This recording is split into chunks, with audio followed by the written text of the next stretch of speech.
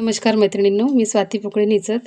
तर आपणा सगळ्यांना जेव्हा आपण रोजच्या धकाधकीच्या जीवनामध्ये जगत असतो, तर मध्ये-मध्ये आपल्याला कधी वाईट वाटतं, कधी चांगलं वाटतं.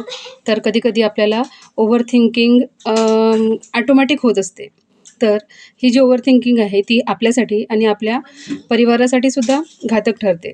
तेव्हा ही जी ओव्हर थिंकिंग आहे ते आपल्याला घालवायसाठी काय करायला पाहिजे याबद्दल मी तुम्हाला टिप्स देते. तर सपोज आपल्या घरातील एखादी व्यक्ती निगेटिव्ह बोलत असेल, तर त्या निगेटिव्ह गोष्टीकडे बिलकुल दुर्लक्ष करायचं आणि दुसरी गोष्ट म्हणजे आपल्या ब्रेनला पॉझिटिव्ह गोष्टी ज्या आहेत त्या रिपीट करायची सवय लावायची आणि स्वतःच खुश राहायची सवय ठेवायची. स्वतःला छान-छान छंद लावायचे, छान-छान पुस्तकं वाचायचीत.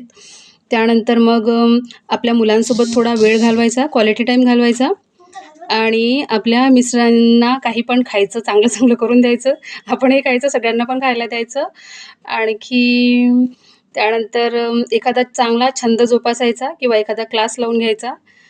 सोबतच योगा पण करायचा, मेडिटेशन पण करायचा आणि सदैव हॅपी राहायचा प्रयत्न करायचा. त्याचप्रमाणे नेहमी वर्तमानात जगायचा प्रयत्न करायचा. कारण की कल किसने देखा हे आपल्याला माहीत नाही. Thank you.